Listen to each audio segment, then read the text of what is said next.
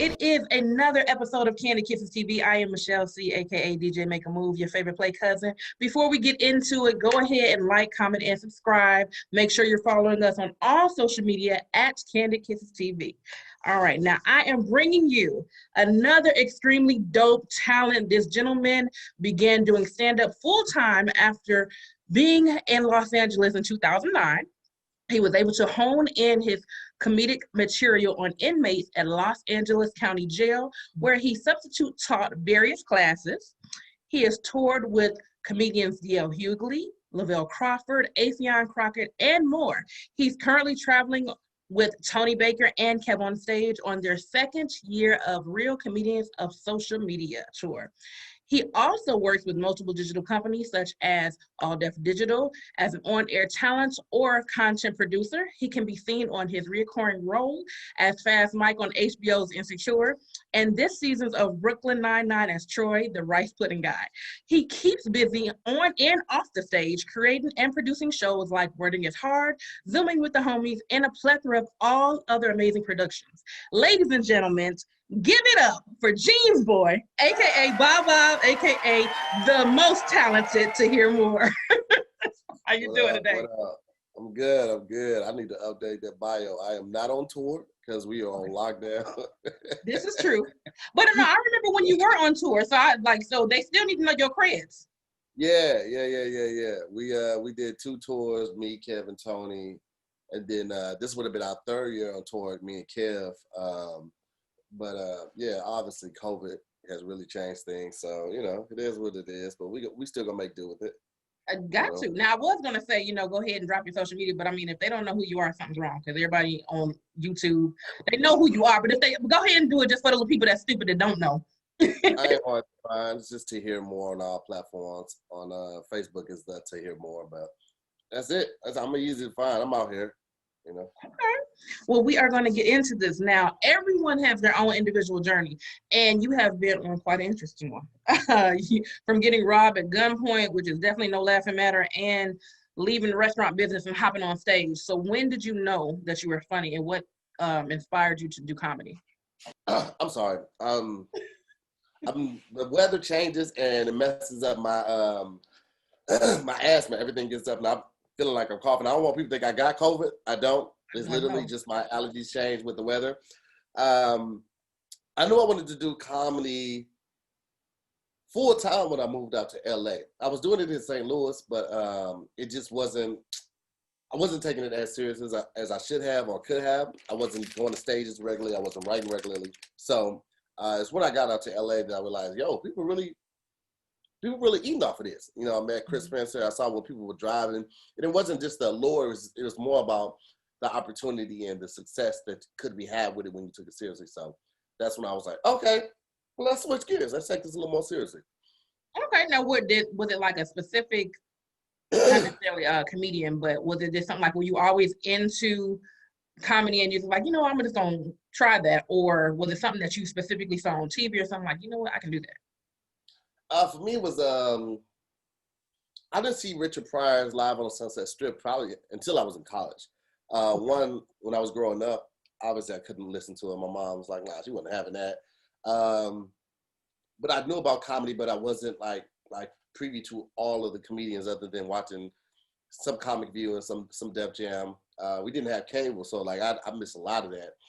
And then I just always knew I liked making people laugh. It was something that genuinely felt right, and with my soul. I just loved it. It was a type of enjoyment that I got from it that I didn't get from anything else, like not riding my bike, not hanging with my friends and family, all that type of stuff. It was a different type of joy that it brought me. And it got to a point where I couldn't deny it anymore. So that's when I really got on stage and started trying in St. Louis. And I loved that feeling, but I knew in St. Louis, I was just kind of limited with opportunities. It's kind of like there's a ceiling that you hit. You can only get so big there. So eventually you have to branch out to a bigger city to get to a bigger market. Okay. Now, what was your first time on stage like? First time on stage was actually pretty good. I had way more material than I needed because you think that you first time doing it, you don't account for people's laughs. So I had probably like 15 minutes of material, and I ain't saying it was great material. I just had it lined up, and I was like, yeah, I'm gonna do this, I'm gonna do this, I'm gonna do this, and I didn't get a chance to because once people start laughing, you recognize that I should stop because if I'm talking over there laughing, they're gonna miss the next setup. So I did a number of jokes that night, but it was good. It was a good experience, but I also learned like it wasn't going to be as easy as I had thought it was going to be. So originally.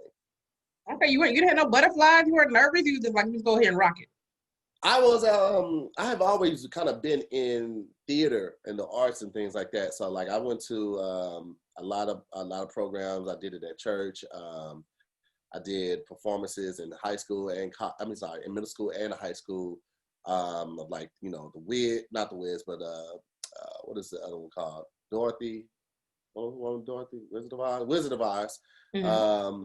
And Lion King. So I was used to performing in front of crowds, just in costume. So this for me wasn't too unfamiliar. It was just different because there was no costume, there's no band, there's no backup singers or anybody else. It's really just you in the crowd. So it's a very intimate thing to put yourself out there like that. Yes, it is. That's what I'm like, man, I'd have been shaking in my boots.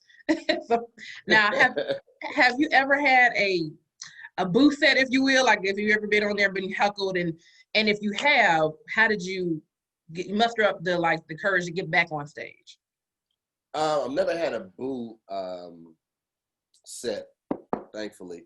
I've had some bad sets some sets that didn't go as well as I had planned.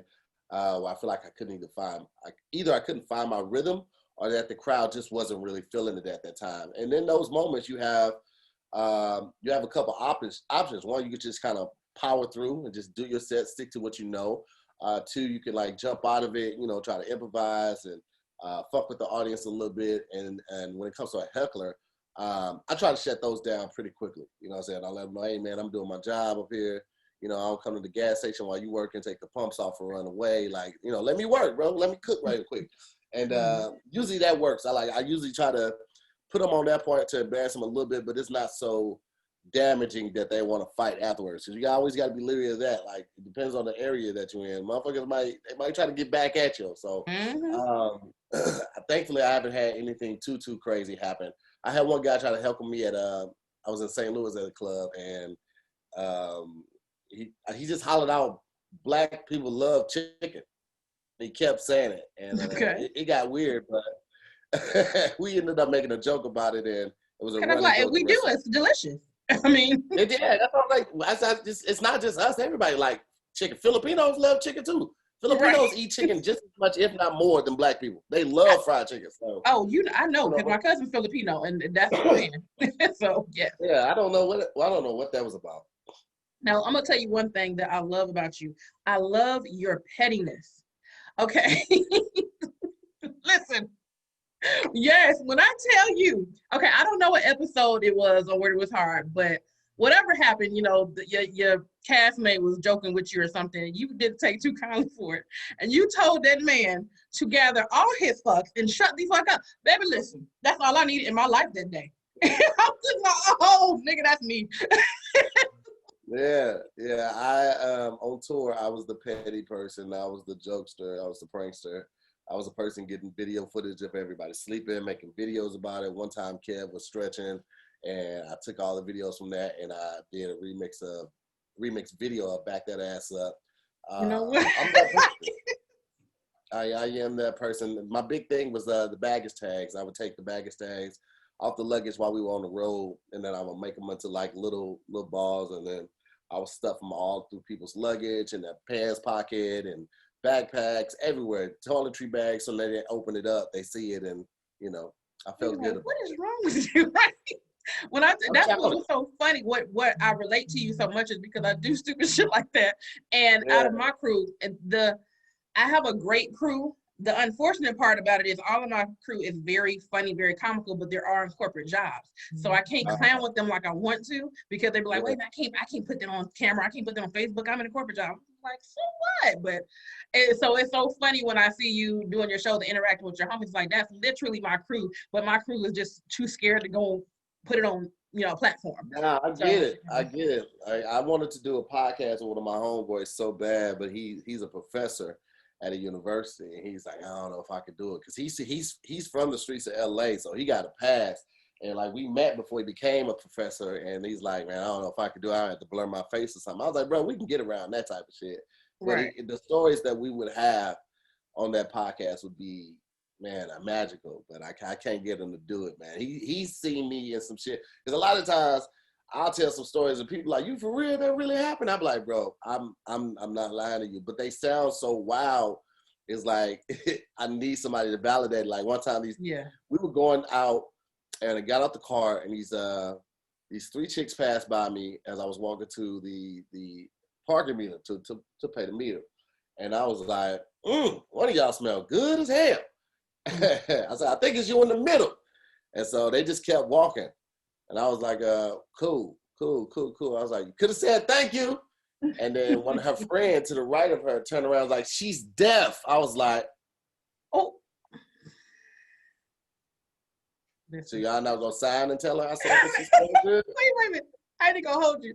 That literally, I had a situation that wasn't that setup, but that happened to me like last month. I swear to you, we have a game that we created over the quarantine. So we're playing this game, and my aunt, her boyfriend is hard of hearing. I didn't know this because he has he got the fancy one that's like hidden where you can't even tell that it's going on. Yeah. So in the game we're playing, now this was really messed up. We're on live, because we're on live, like, you know, telling people about the game, how you can get it, this, that, and the other, whatever. So as we're on live, when the timer goes out, you have to stop and then go to the next person. So then everybody's yelling time, and I'm like, what is he doing? Why does he keep going? He's getting it too. And I'm like, hey, what is he doing? And so my mom's on the side, and she's doing like this. And I'm thinking she's doing like this. So I'm on live like, yeah, you crazy as hell. You don't hear anybody talking about time. And they was like, yeah, good. Because hearing that, I'm like, oh, okay.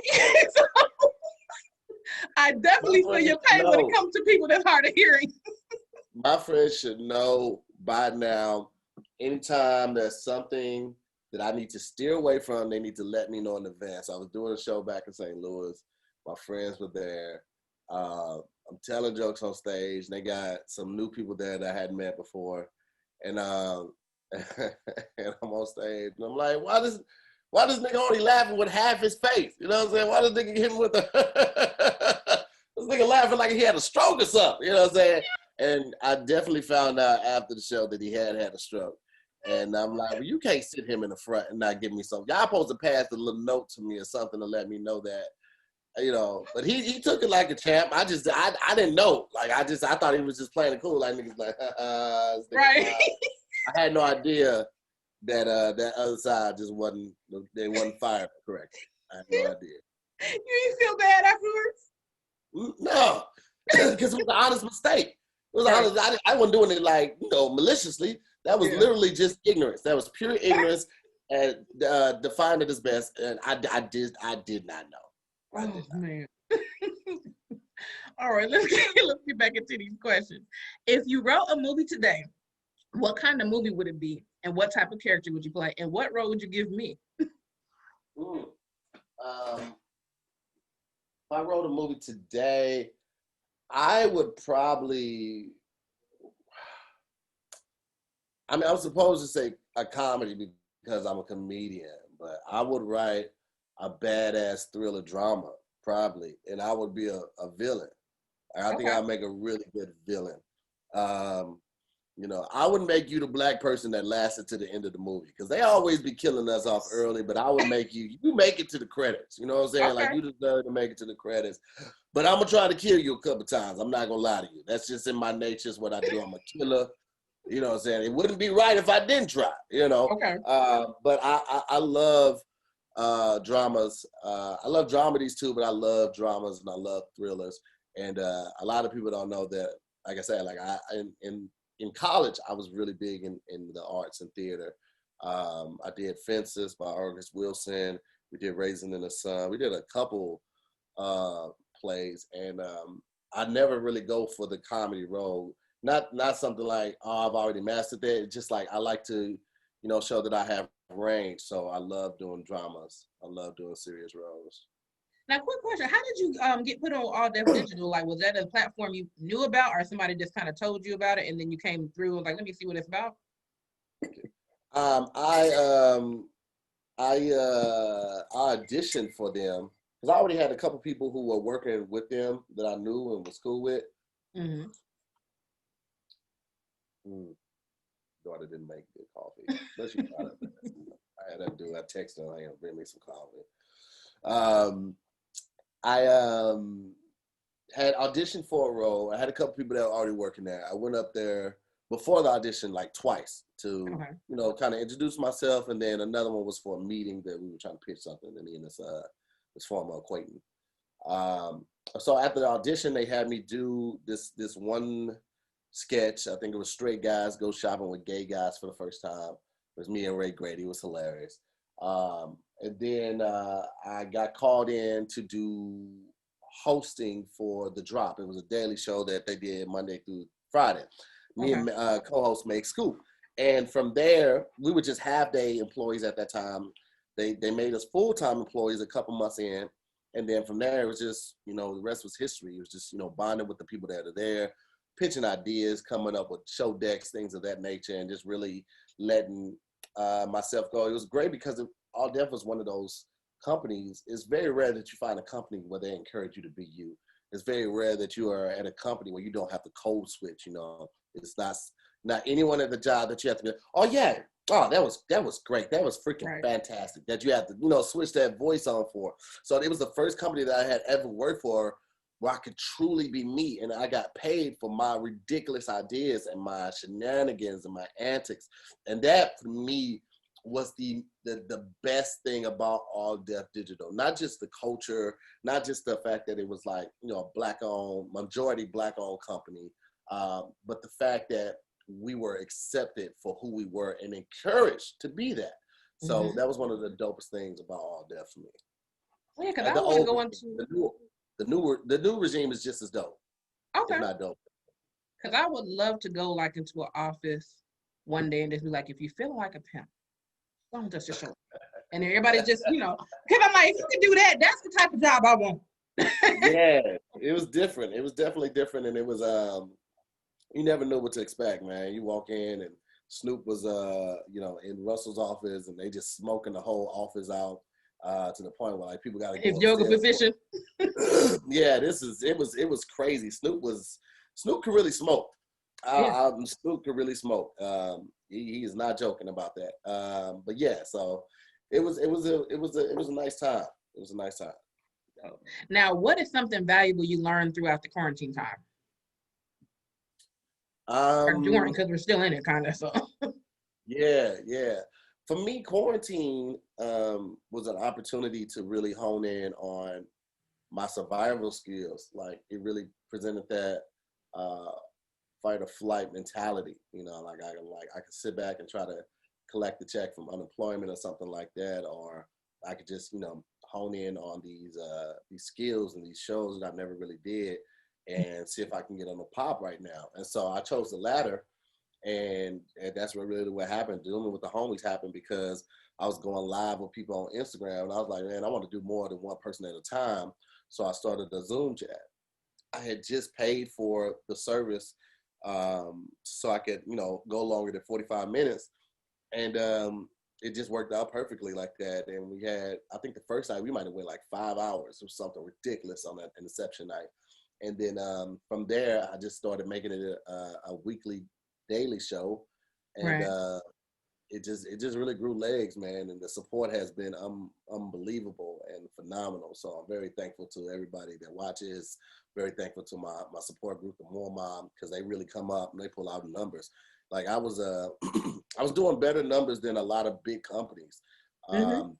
This was at a time when I was just at like 40,000 subscribers, 50,000 subscribers. You said like that's like chump change, like the little for. Look, I'm trying to get 1K. So.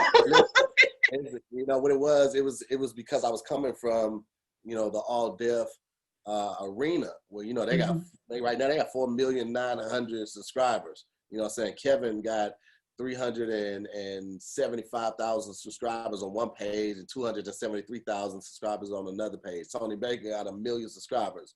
So I'm looking at it from their arena. So you're right.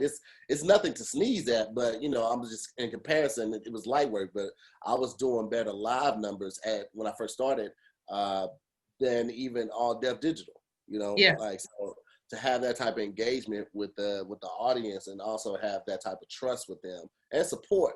It means a lot to me. So I never take it lightly, which is why I always try to give it 100% when I do the shows. Yeah, because what I love about it is it has so many different what is the word I'm looking for? Journeys of life. Because, you know, I mean, though y'all are all in the entertainment field, everybody has their own story. So it's like just interesting hearing every, you know, situation that people are going through. Because one thing, you know, I'm petty and I'm nosy. So I'll be like, okay, what they had to go through?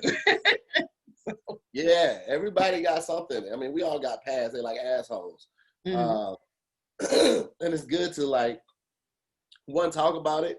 I feel like me opening up, because I wasn't a person that really opened up like that, but me opening up has really strengthened my bond with my supporters. When people kind of know what you had to come through or Mm-hmm. go through to get there, and they see it's genuine, and they see you start winning, they feel invested in your success, and they feel a part of that journey too. And a lot of people want to be on the right side of history when it comes to that. So my supporters Absolutely. are, you know, my strongest force. You know what I'm saying? My comedy is great, my networking is great, but my supporters, man, I give them all the love, and I shout them out, and I get discount codes for them, and I do exclusive videos for them because they really go hard for me, and I just want to show them I appreciate it. You know? Super dope. Now we finna switch gears into this music field for a second. Who is your favorite rapper and singer and why? Favorite singer, Marvin Gaye, hands down. No one greater. Okay. Love Marvin Gaye, man. He's just, I don't know, man. He's the epitome of just soul, you know, and he switched it up. If you go back to the early Marvin, he was a clean face, and he had the curl, the perm, the slick back, you know, and then something happened. It was kind of like what happened with Kendrick before he was going by Kendrick, when he was still going by K-Dot. He was like, he just had that awakening. He was like, my mama named me Kendrick, I'm gonna go by Kendrick. And so Mm-hmm. Marvin, he just had that awakening, and you know, he really wanted to put out something like what's going on. And I remember reading something like the record label was like, nah, this isn't poppy enough, it's too controversial, and they didn't want to put it out. And it proved to be amazing, you know. So that's when everything switched for him. He realized what was going on. So I love Marvin Gaye, man. I love the voice. I love the content. I love the energy that's in it. And it's so simple. Something like I Want You. Mm-hmm. That song is so dope to me. It's like, I want you, but I want you to want me too. It's like, I ain't trying to be out here lonely, looking thirsty and shit. You know what I'm saying? I need to Okay. know that you fucking with me too. I'll have you out here like a fuck boy. So I love Marvin Gaye, man. One of my favorite rappers. Man, I love Currency. He's a rapper Okay. from New Orleans, spitter. Underground, you know, I can't really say underground because he has so many followers and so many supporters, but he doesn't always, well, he doesn't try to go to, you know, the pop route. He doesn't try to go for radio singles. He'll put out, you know, 10 projects, and maybe one song of the 10 projects may get on the radio, like, you know, Mm-hmm. the top radio stations and stuff like that. But he makes his money through touring. He makes his money through apparel. He makes his money through Right. his car shop, you know, and a number of other business ventures that he has. So I love the fact that he never has, you know, jeopardized his integrity for the dollar. He's really always been him, and he's a chill dude. He loves low riders. He loves model cars. He likes making good music and smoking weed. Like, come on, Hey, regular OG. So now, who are you riding with between the T.I. and Jeezy verses? I gotta go Tip.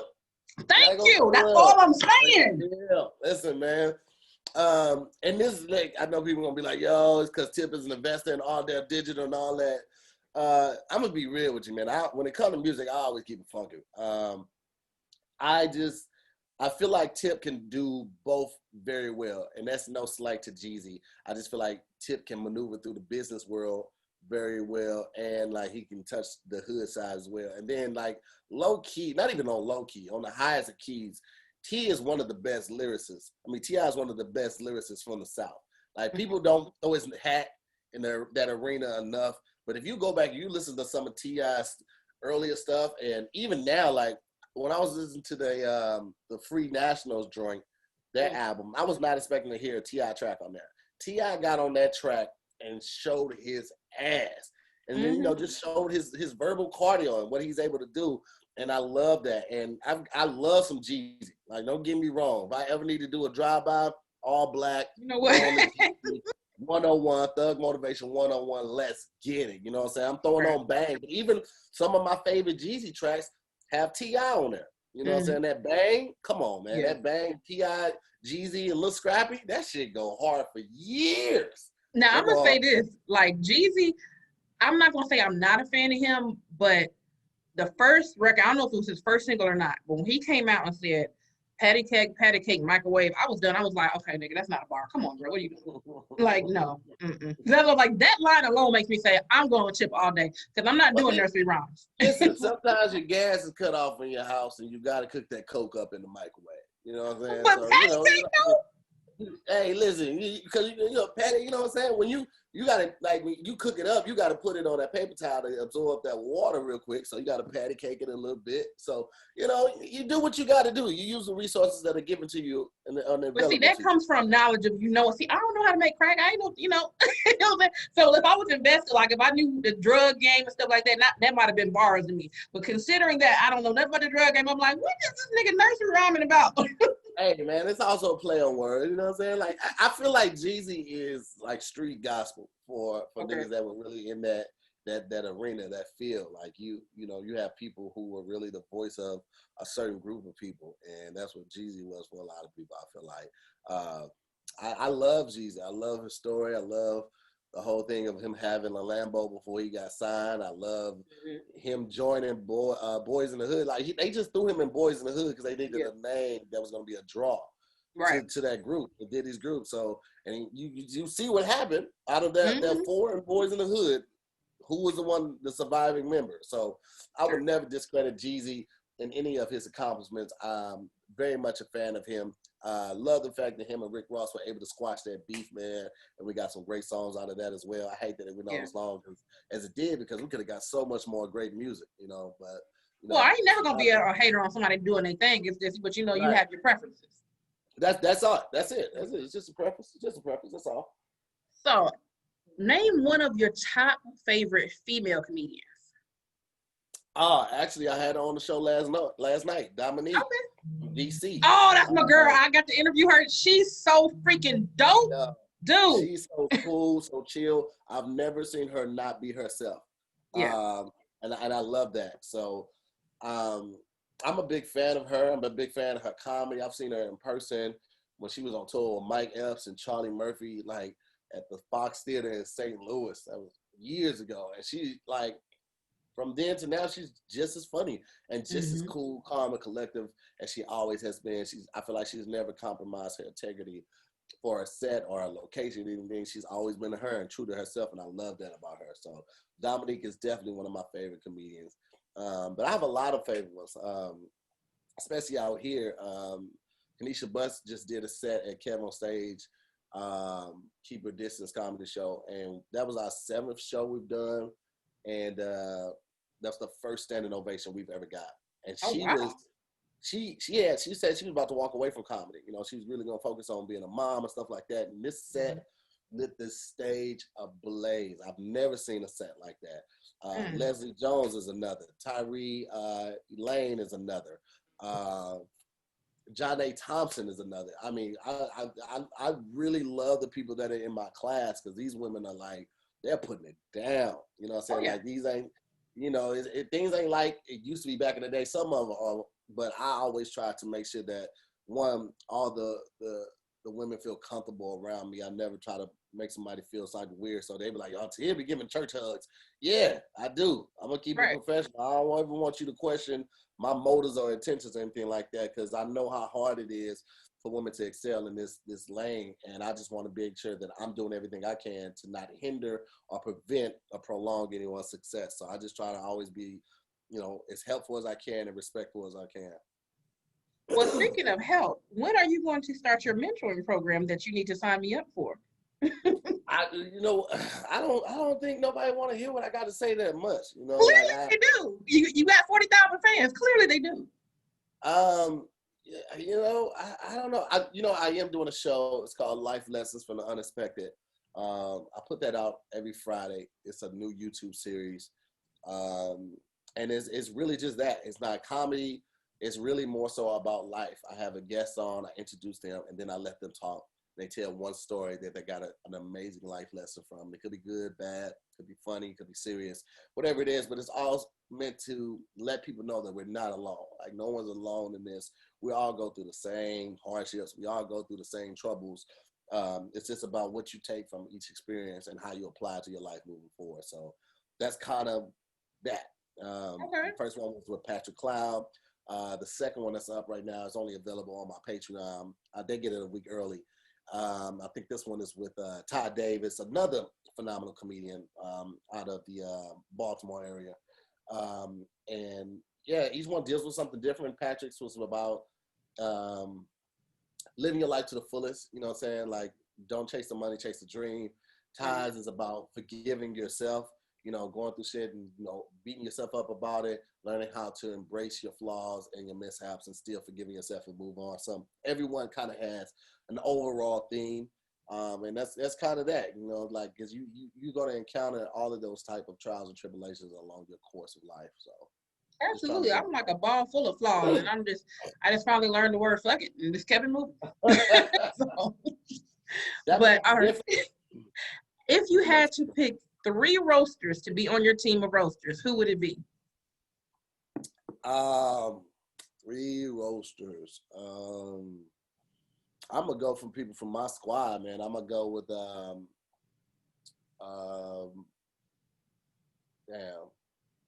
I go Billy Sorrells, Craig Smith, and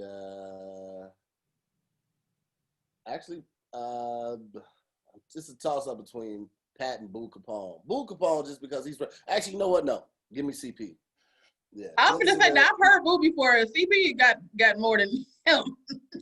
Yeah, CP is a fool. I don't know how I forgot about him, but yeah, give me that CP. That's gonna be a good one. He be making up stuff in it, and what makes it so funny because it's so visual. Like, you can see what he's talking about. Yeah. I mean, I put that team together. All I gotta do is be a manager. I ain't even gotta go on the field. They gonna take care of everything. Clean up. You be like, tag him in, get him.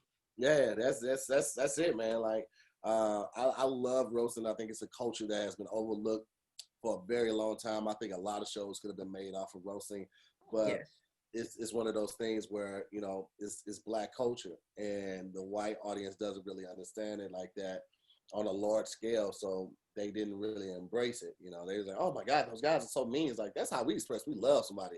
Right. Like, when we fuck with you. Because my guys, for the most part, they don't really just go around fucking with people. They only roast defensively, like, unless somebody, you know, provoke them or something like that. So, you know, they wouldn't understand it, but like, those got us through some hard times, you know what I'm saying, and some long nights. So roasting is just a part of the culture for a lot of people that we grew up in that. So, you know. See, my baddest part with roasting, because, you know, growing up in Atlanta, that's what we was raised on, roasting. Right. And they would always tag me last for the juggler because I don't mess with people. But it's like, if I come for you, you gonna want to fight me when I'm done. So that was like, no, save her for last because she gonna go for it.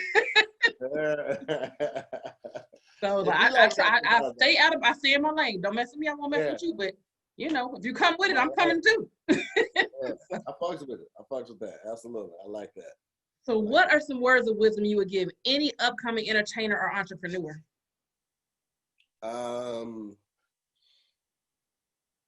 Chase the dream, the money will come. Consistency and discipline will outlast talent any day. That's a big one. A lot of people get these great ideas, and they're great. I mean, they're outstanding ideas. They might be history-changing ideas, but they don't have the consistency, the work ethic to keep it going. Yeah. That's why I think Michael and Kobe were as great as they were. It's because they didn't get the titles and then just like kind of shut down and trail off after that. They kept the work ethic and the consistency, the conditioning going. And that's where you see a lot of greatness happens, when people are consistent with that work ethic. What else? Find you a crew. You know, find you a crew of like-minded people, and it'll happen right when they're supposed to. I remember thinking like 3 years ago, I was like, man, I ain't really got no crew. You know, Tony Baker got his gang, and you know, Kev on stage working with his people and stuff like that. And I didn't really have my crew, but I just kept working. I just kept working. And then lo and behold, my crew was formed from Tony Baker and Kev on stage and Angel Moore. And it just happened the right way it was supposed to. Like we all kind of aligned because we were aligned in our goals and our mindset and our work ethic, and it just made sense. So, you know, find your crew of like-minded individuals. But like-minded doesn't mean that y'all all on the same page. Like Kev is, you know, way more successful than me right now, right? So it's like, if me and all my people all on the same level, I can't learn from them. You know, There you Kev go. is way more successful than me, so I'm learning a lot from him. But the ideas I come up with for new shows and things of that nature, he hadn't thought of. So I'm still helpful to him as well. So it's not like, you know, I'm a parasite. It's a symbiotic relationship. He gets from me, I get from him. So find you a group of people that you can learn from and grow from. And once you do get to that next level, make sure you pull people up with you. You know, like when I need something done, I don't just go on Fiverr or something like that. Not that anything is wrong with that if you don't have the network, but I know too many editors. I know too many Black editors, too many Black producers, too many Black DPs for me to go and get from the other side. Anytime I'm doing something that I'm producing, that my money's in, then people look like me. My editors, they look like me. People shoot my show, they look like me. I know, you know what I'm saying? right. Because we are often overlooked, and especially in a time like this where everything is, you know, being produced at a, you know, a way smaller scale. That work really helps people. So I'm at a point now where I can, you know, pay my guests when they come to my shows, and that's a beautiful thing because, you know, I knew they would do it on the strength, but again, you never know what that money can do. You know, groceries, you know, gas for the week, keeping that phone on, keeping that whatever on. I'll just feel blessed to be able to sow back into the people that have helped me. So that's what I would say. Right, those couple of things right there. But one thing I do love about your show, Wording is Hard, is because you're giving, even though it's hilarious, you are giving education with it as well. Because I'm literally sitting there like, I'm trying to sound it out, like, well, I know them.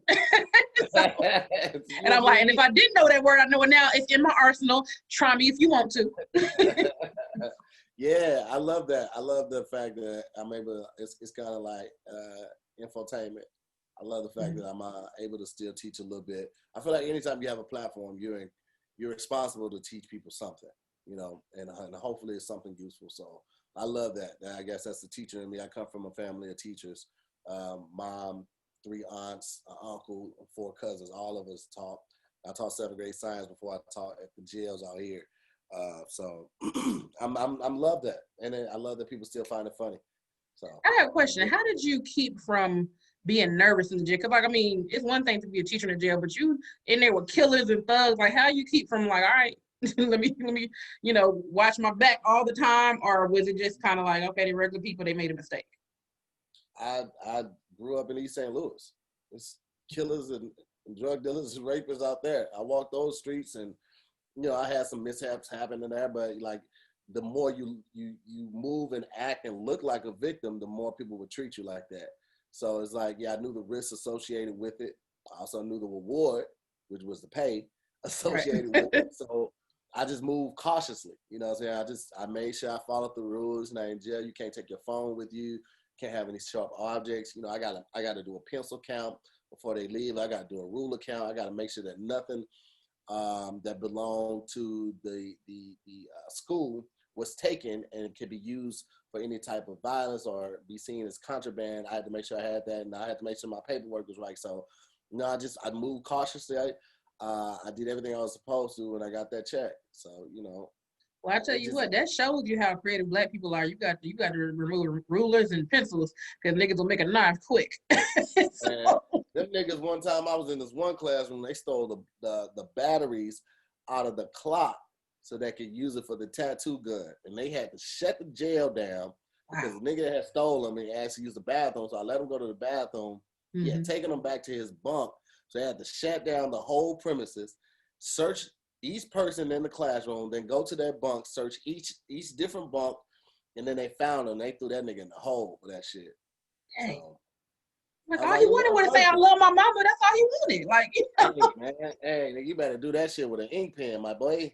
I'm telling you. All right. You Before know? we get out of here, we do I have two more segments. We have Kiss or Diss, and then we have our DAQs. Kiss or Diss is celebrity crushes, and DAQs are just our dumbass questions we want answers to. So our first Okay. one, we got Regina King or Regina Hall. Who you kissing, who you dissing? mm. This is a tough one, man, because I love both of them. I ain't gonna even hold you. Regina King, she is just a beautiful little woman right there. She's an actor. She actually directed one of the episodes of Insecure that I was in, and I was like, "Ooh, Oh, she's short. Ooh, she'll be one of the ones that come up to like right here when you be hugging." Like, I've had a crush on her since I've had a since you crush on Brenda. her since since she was Will Smith's wife in Enemy of the Oh, State. Independent Day. Enemy of the State. That's okay. That's what it was. Yeah. Yeah. It was Vivica A. Fox that was in Independence Day. But Okay. yeah, since when she had the little thing on, he was like, "You ain't supposed to have that on to Christmas." She was like, "I was missing you, baby." I was like, "Oh, I like that." You felt it in your soul, huh? Yeah, I did. She fine as she want to be, but Regina Hall is such a damn fool. I mean, she obviously gorgeous, but she's so funny to me, and she seems so cool. Like the little beef that her and Issa have going back and forth about her creating Insecure and all of that. I probably would go with Regina Hall just Okay. because I feel like she would make me laugh more. So Regina Hall all day. All right. Lisarae or Carrie Hilson?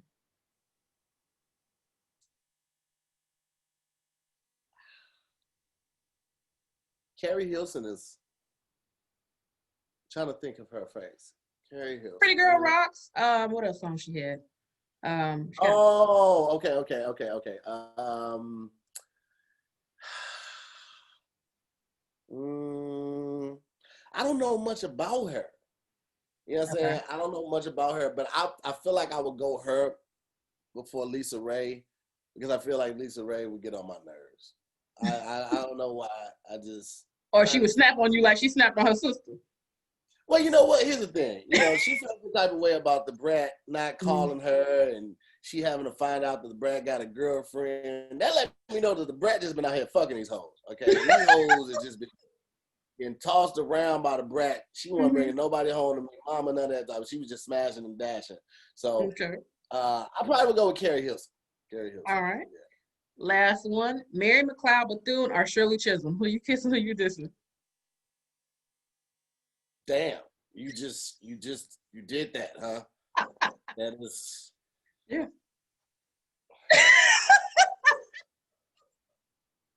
Mary McLeod Bethune or Shirley Chisholm. Mm-hmm. That is, I don't like those options at all. Um, shit. You know what? I know them both, but I have not seen them. Well, I seen Mary McLeod Bethune, but Jesus, that's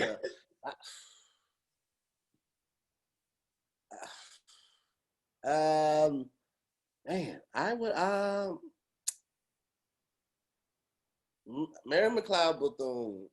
I'm going to avoid at all costs just because most serial killers they use all three names. So the fact that they use all three of those names, I'm just going to go with Shirley Chisholm. Yeah, Okay. I All feel right. like that's the best, that's the easy one right there. So yeah, go with All right. Well, we are that. going into our DAQs. That's our Yeah. Okay. dumbass questions. These are random questions I just want answers to. Okay. If you had your own theme music every time you Mm-hmm. walked into the room, what song would it be? Oh shit! If I had my own theme music, it's this song by Currency called "The G's Walk In." And Okay. it's a player ass song. It's super chill and shit like that. And I want that shit because like it fits for any scenario. Like I'm going Okay. on stage, he's walking in. I'm at a black tie dinner. the G's walk in, going to a wedding, G's walk in. It's one of those player ass songs that you hear is like, you know, it don't bring a whole lot of attention to me, but people are like, oh, okay. I see this nigga right here. Did it touch? Okay. Yeah, I love that joint right there. It's like I was gonna go something big, like outstanding, the Gap Band, but I don't need that. I don't need G's walk in would be perfect for me. Every scenario, G's walk in. Okay. All right. What set of items could you buy that will make a cashier feel the most uncomfortable? What set of islands? Items. Oh, items. Whoo.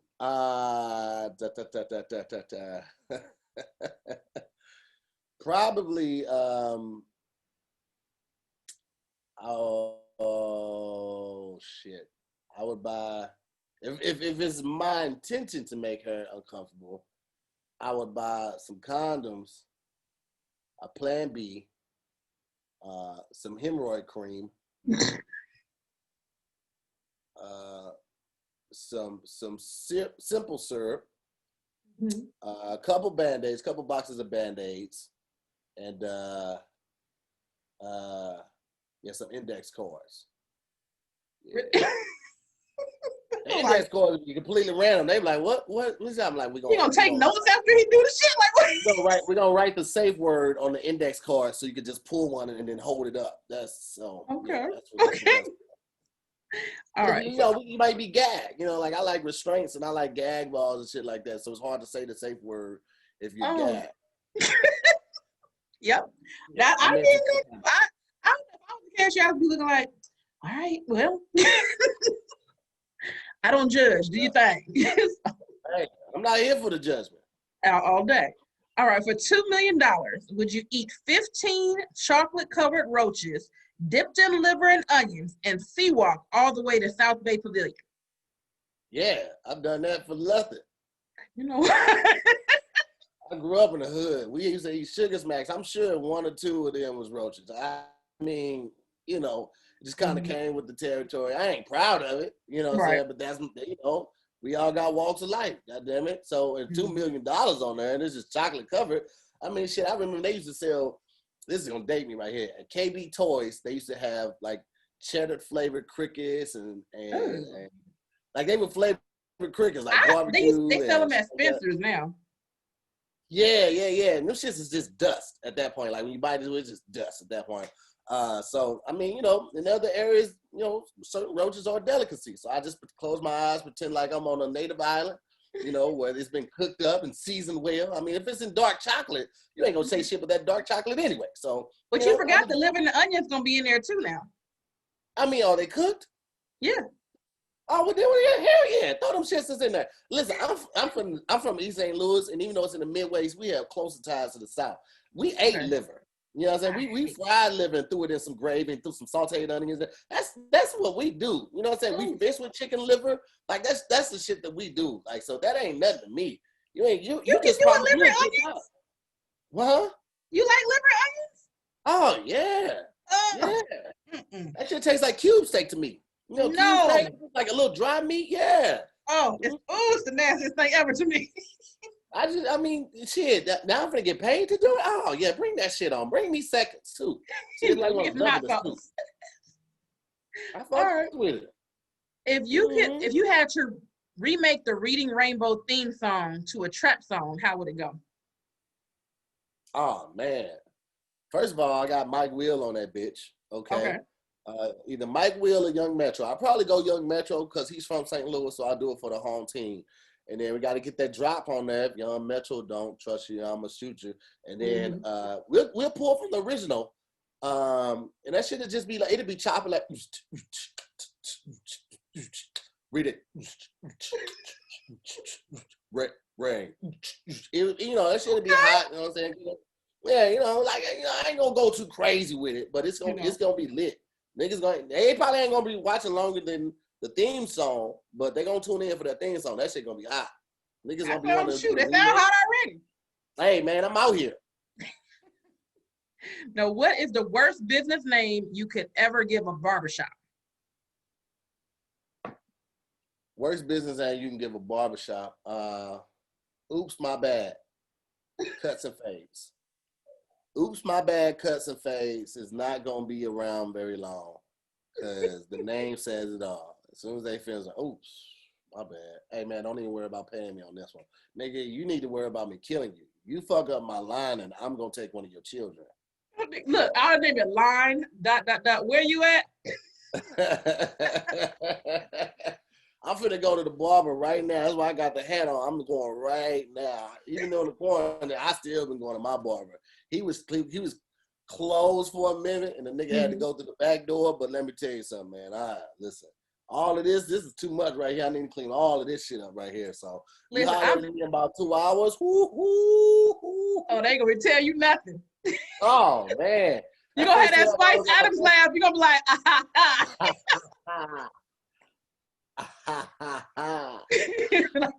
Cause look, I'm a makeup artist by trade. So when we like really locked down, oh my God, my emails and come on, man, just do my eyebrows, man. I'm like, y'all have like some J's out here for some brows. Come on. Yeah, man. You know what? Because you can't go nowhere and you just sitting around the house and you're not doing anything and you start to feel bad about yourself. But if you got your makeup done or your haircut, you feel a little bit better about yourself. So I get it, man. I completely get it. The only thing that I missed during the quarantine because I know how to do hair, makeup, and all that, but I don't know how to do nails. And my nails, oh my God, I was so depressed. I made a freaking skit about how I need my nails done. Yeah, my wife's been doing her own. She's been doing like the press-on joints, but like they like a different brand that I don't know. They look real. So yeah, they coming up with these press-ons. They have changed the game. Because I remember when I was younger and I was like 8 and 12, and I always want a little fake nails. I'm gonna get the little press-ons from the store, but they done upgraded phenomenally from back in the 90s. So. Right. Hella, they look completely different. Before we get out of here, we got one last thing. I'm gonna let you go because I know you got to get cleaned up. We have a game called Singadoo. So Singadoo is a game that me and my homie created over the quarantine. It's a music game, and what you do, you sing the melody that's on the card, which you can only use the word "do." Okay. So I'm gonna do a little example. You guess the song, and then I'll hold up the card so you can try one. Gotcha. You ready? I'm doing R&B. Oh. Ready? Mm-hmm. Do do do do do do. There you go. All right. Do do do do do do do. Michael Jackson. There you go. All right. Do do do do do do do do do do do do do. Anniversary. Tony. You got the artist right, but not the right song. Lay your head on my pillow. I'm sorry. There you go. All right. I'm gonna hold up some, and you can go ahead and do it. I'm gonna guess. Okay. All right. Just tell me. All right, and tell me if I need to move it or anything. Okay, I got one of them. Okay. It's hip hop. Okay. Do do do do do do do do.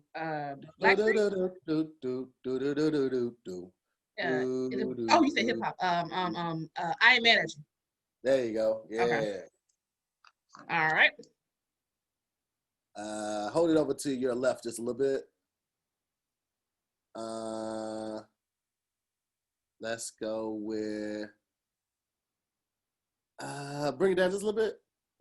Okay, this one is R&B. Okay. Do do do do do do do do do do do. As soon as I get home.